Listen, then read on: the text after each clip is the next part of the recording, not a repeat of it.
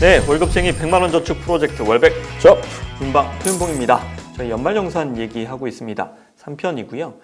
연말정산 미리 보기를 통해서 생각보다 훨씬 더 쉽게 연말정산 진행하고 그 내용도 이해하실 수 있을 거라 판단이 돼서 꼭 연말정산 미리 보기 진행하시면서 이 강의 같이 들으시면 좋겠다라고 말씀을 드렸었어요. 어디 가서 볼 수 있죠? 저희가 국세청 홈테스트에 회원 가입한 후에 조회 발급, 편리한 연말정산, 연말정산 미리 보기 들어가면 됩니다.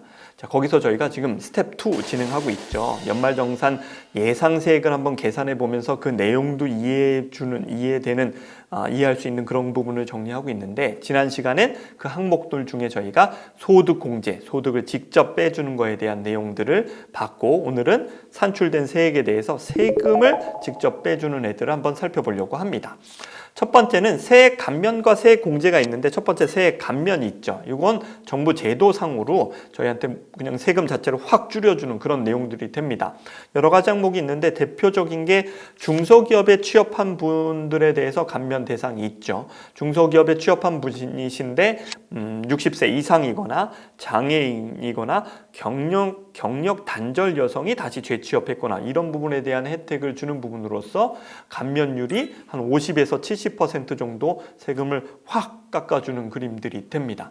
그 다음에 청년이 또 근로계약을 중소기업에 취업했었을 경우에 근로계약 체결이 현재 그 나이는 청년의 나이니 15세부터 34세 기준을 청년으로 봅니다. 이런 분들에 대해서 저희가 감면율을 90%까지 진행을 하는데, 이 적용 기한은 현재는 2021년 정도까지입니다. 그러니까 만약에 이 감면율이 90% 정도 된다라고 하면 뭐 이런 분들 같은 경우는 뭐 크게 신경 쓸 일이 없는 거죠. 연말정산에 대해서 세금을 거의 다 감면받는 구조가 되니까요. 이런 건 중소기업에 대한 취업이나 이런 거에 대한 인센티브를 더 주기 위한 세액 감면 제도라고 보시면 됩니다. 그 다음에 그 이제 실제적인 세액을 깎아주는 세액 공제를 볼 건데요. 이때 저희가 첫 번째 봐야 될 건 근로소득 세액 공제입니다. 이거 저희 신경 써야 될까요? 안 써야 될까요? 네, 신경 안 써도 됩니다. 알아서 다 빼주는 그림이 됩니다. 보시면 만약에 근로소득으로 이제 근로소득에 대한 이제 소득공제를 다 진행한 다음에 산출세액이 130만 원 이하인 경우엔 100분의 55 깎아주고요. 130만 원을 초과한 거는 100분의 55 깎아준 그 이상 그 초과된 금액에 대해선 30%를 또 공제를 해줍니다. 근데 한도가 있습니다. 연봉 총급여 기준으로 3,300만 원 이하는 74만 원까지, 3,300만 원 초과해서 7천만 원 이하는 66만 원까지, 그 다음에 7천만 원 초과자는 50만 원까지 자동으로 계산해서 세금을 깎아주는 게 근로자라면 있다라고 보시면 됩니다. 저희가 내는 산출세액에 따라 근거해서 그 율이 결정이 되겠죠. 자, 그 다음에 자녀에 대해서는 어떻습니까? 자녀에 대해서도 세액 공제를 해주는데, 저희가 인적공제, 소득공제에서도 해당이 됐었잖아요. 근데 여기서는 자녀에 대해서는 또 세액 공제를 해줍니다. 그래서 아이가 한 명인 경우에는 연에 15만 원, 두 명인 경우에는 연에 30만 원. 근데 3명 이상인 경우에서는 그 금액이 높아집니다. 한 명당 연 30만 원을 합한 금액이 되면서 3명인 경우에는 60만 원이 되고요. 4명인 경우에는 90만 원이 됩니다. 이건 출산 장려에 대한 내용이 되겠죠. 그 다음에 아이를 입양했었을 때도 이런 부분이 해당이 되는데, 아이 첫째를 입양하면 30만 원, 둘째를 입양하면 50만 원, 셋째 이상일 경우에는 70만 원이 또 입양에 대한 부분에 대해서도 세액 공제가 됩니다. 자, 그러면 저희가 연말정산을 생각할 때 맞벌이 부부가 있을 수 있잖아요. 맞벌이 부부가 옛날에는 이 자녀에 대한 해당되는 부분들이 세액 공제 부분에는 없었거든요. 근데 소득 공제는 뭘 줄여주는 거죠? 소득을 줄여주는 거예요. 그러니까 높은 세율이 있는, 저희가 이제 종합소득세가 누진세 구조니까 높은 세율을 맞는 분의 소득을 빼주는 게 되게 파워풀하겠고, 세액 공제는 어떻죠? 뭐 이제 급여가 얼마인 거나 상관없이 그냥 결정된 세금을 빼주는 거예요. 그러니까 맞벌이 부부가 급여가 다르고 이런 상황이다라고 하면 내 부양가족을, 자녀를 인적공제를 받는 걸 감안을 해서 소득을 줄이는데 포인트를 맞춰서 뭐 남편한테 넣는 게 나을지, 아니면 요 세액공제까지 감안했었을 땐 아내한테 넣는 게 나을지, 저희가 연말정산 미리 보기를 가지고 이렇게 부양가족을 바꿔가면서 시뮬레이션 해보실 수 있는 것도 맞벌이 부부가 해야 될 이슈다라고 말씀을 드렸었습니다. 자, 그 다음으로는 연금 계좌에 대해서 세액 공제를 해줍니다. 이 내용은 월급쟁이 100만원 저축 프로젝트 월백저프에서 개인연금 똑똑이가 되자에서 아주 자세히 다루었죠. 그러니까 그 내용으로 보면 대표적인 게 개인이 납입하는 퇴직금, 퇴직연금, IRP, 개인퇴직계좌에 낸 돈이나 그다음에 연금저축계좌에 가입한 돈을 가지고 진행을 합니다. 연간 두 개 합산해서 700만 원 한도로 진행이 되는데 연금저축계좌의 납입액의 연간 한도는 보통 400만 원입니다. 근데 총 급여가 1억 2천이 넘는 분이다 라고 하면 그 400만 원의 한도가 300으로 줄죠. 자, IRP의 계좌의 세액공제 한도는 얼마입니까? 700만 원 다 넣어도 돼요. 근데 보통 연금저축계좌를 먼저 가입하셨으니까 400 연금저축 넣고 IRP 한 300 정도를 추가 넣어서 700을 맞추는 경우들이 많죠. 근데 조금 전에 연봉이 1억 2천이 넘는 분은 어떻게 되겠죠? 요게 300으로 주니까 되려 요걸 400으로 높여서 또 700만 원을 맞춰야 됩니다. 세액공제율은 얼마냐? 연금저축, IRP나 연금저축계좌에 납입한 금액의 12%인데 총 급여가 5,500만 원 이하인 경우엔 15%로 늘어납니다. 근데 일반적으로 저희가 이런 연금저축 상품 가입하면 400만 원 내서 13.2% 세금 돌려받으세요 라고 표현을 하잖아요. 근데 왜 12%냐면 연말 정산에 해당되는 프로세스 상에서는 주민세 10%를 포함하지 않고 그냥 종합소득세 기준으로만 진행하니까 10이죠. 근데 거기에 10%면 13.2가 되고 5천만 원 이하자는 15%인데 또 주민세 10% 포함하면 16.5%의 세금을 돌려받는 구조입니다. 그러니까 여기서는 이렇게 종합소득률만 따지니까 12, 15 이렇게 얘기한다라고 이해하시면 되겠습니다. 그 다음에 이제 특별세액공제에는 보장성 보험료, 의료비, 교육비, 기부금, 그다음에 표준세액공제 이렇게 5가지 항목으로 나뉘는데요. 보장성 보험료는 저희가 말대로 보장을 위해서 드는 보험입니다. 종신보험, 자동차보험, 정기보험, 암보험, 실손보험 이런 것들을 연간 100만 원까지 한도로 해서 12% 산출세액에서 공제를 해줍니다. 자녀인 경우에는 100만 원을 추가로 더 공제를 해주는데 15% 이제 산출세액에서 공제를 해줍니다. 이때 장애인 전용 보험이 돼야 되니까요. 보험계약 또는 보험료 납입 영수 중에 장애인 전용 보험으로 표시된 것을 말하는 걸 참고하시면 될 것 같습니다. 자, 그 다음에 특별세액공제의 의료비 부분이 있습니다. 의료비는 실은 좀 헷갈리죠. 근데 큰 그림에서 생각하셔야 될 거 한두 가지만 저희가 정리해보고 실제적으로 또 궁금하신 부분이 있다면 연말정산 미리 보기에서 의료비 공제를 클릭하면 그 내용들이 자세하게 나와 있습니다. 일단 내 총소득의 3% 이상을 써야 이제 의료비 공제에 해당이 된다라고 보시면 됩니다. 그러니까 그 이하를 썼었을 경우에는 의료비 공제 대상에 해당이 안 된다라고 보시면 되고요. 그 이상 썼었을 때 내가 나한테 낸 의료비는 전액, 그 다음에 난임, 아이가 안 생기는 거죠. 난임에 대한 시술비나 이런 비용도 전액이 진행이 되고요. 나머지 부양가족이나 이런 사람들이 썼던 의료비에 대해선 저희가 이제 700만 원을 한도로 공제 대상이 된다라고 이해하시면 됩니다. 그런 것들도 일반적인 경우에서는 알아서 다 진행이 됩니다. 저희가 의료비를 쓰거나 약국에 갔던 이런 증병이나 이런 것들이 다 국세청 전산에 자동으로 들어가니까 쫙 알아서 계산이 됩니다. 자, 근데 만약에 그런 부분에서 빠지는 것들이 뭐가 있나를 보면 안경 구입비 같은 경우는 여기에 전산에 포함되지 않죠. 그래서 저희가 도수 있는 안경이나 콘택트 렌즈나 이런 것들을 맡겼을 때는 거기서 연말정산을 신청하기 위해서 서류를 증빙받으셔서 추가로 청구하셔야 되고요.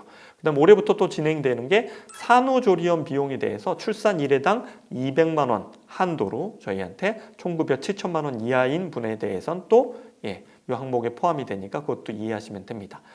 본인에 대해서는 한도가 없다라고 말씀드렸잖아요. 전액이다라고 말씀드렸는데 65세 이상인 자랑, 그 다음에 장애인 경우에도 본인과 마찬가지로 전액이 보장받는다는 것도 이해하시면 될 것 같습니다.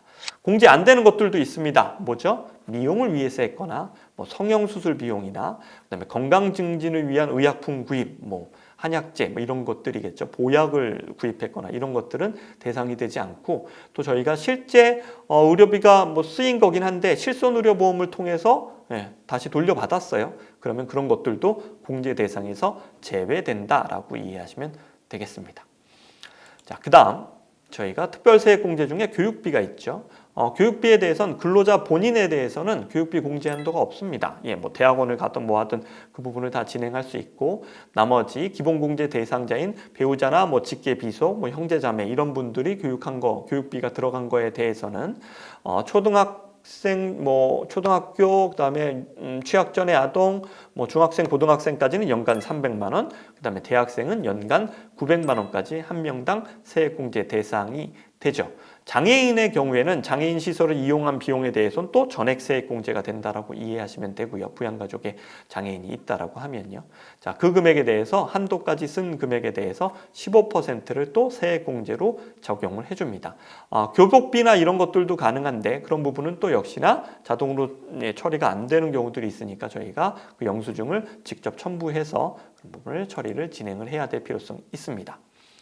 자, 특별세액공제 기부금입니다. 예, 정치자금이나 뭐 법정기부금, 그 다음에 뭐 종교단체 지정기부금 이런 거 내면 저희한테 기부했다는 것 때문에 세액을 좀 돌려주죠. 정치자금의 경우에는 10만 원까지 낸 거에 대해서는 110% 세금을 돌려주고 세액공제 해주고요. 그 다음에 10만 원 초과 3천만 원까지는 해당 금액의 15%, 3천만 원 초과는 한 25%까지 세액공제 해줍니다. 근데 저희가 뭐 이렇게 많이 낼 이슈는 없겠지만 당연히 우리가 지지하는 정당이 있다라고 하면 10만 원 정도 내서 세액공제 받을 수 있을 거다라고 봅니다. 법정기부금하고 이제 뭐 지정기부금 단체에 낸 돈, 종교단체 이런 것들에 낸 거에 대한 세액공제는 낸 금액의 15%까지 해주는데 올해부터 해당 금액이 1,000만 원을 초과할 경우에는 15%가 아니라 초과분에 대해선 30%까지 세액공제 해준다. 기부 많이 하면 그거에 따른 거 돌려받는다. 근데 저희가 이제 기부할 때는 또 잘 운용하고 있는 그런 기부에 충실한 곳이냐 아니냐 이런 것도 따져보실 이슈가 있겠죠. 그다음에 특별세액공제, 표준세액공제라는 거 있는데 이 부분은 특별소득공제랑 특별세액공제를 받지 않은 사람이 이 경우에 해당이 되는 건데 그래서 13만 원 정도를 빼주는 겁니다. 근데 보통은 특별소득공제와 특별세액공제 항목들에 접촉되는 부분들이 있어서 이 부분은 해당 안 되시는 분들이 좀 더 많을 거다라고 봅니다. 월세 내는 분에 대해서도 세액공제 해주죠. 네. 월세 낸 거 750만 원 한도에 따라서 10%까지 해주는데 총급여가 5,500만 원 이하자인 경우에는 10%가 아니라 12%까지 해주죠. 요 낸 돈에 대해서 해주는데 그 기준은 저희한테 이제 거주 조건 뭐 이런 것들이 맞아야 되는 거죠. 국민주택 규모 또는 기준시간 3억 원 이하의 주택에 저희가 월세를 내고 있었을 때 그런 부분에 대한 서비스를 이제 세액공제를 받을 수 있는 겁니다. 주거용 오피스텔이나 고시원도 포함이 되죠. 이때 저희가 증명 서류는 주민등록 등본상의 주소지와 그게 맞아야 되겠고요. 임대차 계약증 사본이 필요하고 그다음에 임대인에게 월세를 지급한 증명 서류를 첨부해서 지급하면 월세 세액공제도 받을 수 있으니까 이런 부분 감안하셔서 지금 진행하실 필요가 있습니다. 자, 그러면 총 이렇게 진행하고 나면 저희한테는 어떤 정리가 필요할까요? 미리 보기에서 이런 내용을 확인할 수 있습니다. 총 급여 5천만 원 있었다. 근데 근로소득 금액이 얼마더라? 근로소득 금액이란 건 뭐죠? 근로소득 공제를 빼준 겁니다. 그 다음에 소득공제 항목을 쭉 다 빼니까 과세표준 금액이 얼마더라? 자동으로 산출된 세액이 얼마다? 그래서 산출된 세액에서 또 뭘 빼주죠? 세액공제 항목을 쭉 빼주니까 결정된 세액이 얼마다? 라고 나오는 거죠. 그럼 그 결정된 세액과 내가 냈던 기납부 세금을 따지고 보니까 나는 더 내도 되냐? 아니면 더 내야 되냐? 돌려받냐? 이런 것들이 정산이 되더라. 이렇게 연말정산 프로세스가 완료가 됩니다.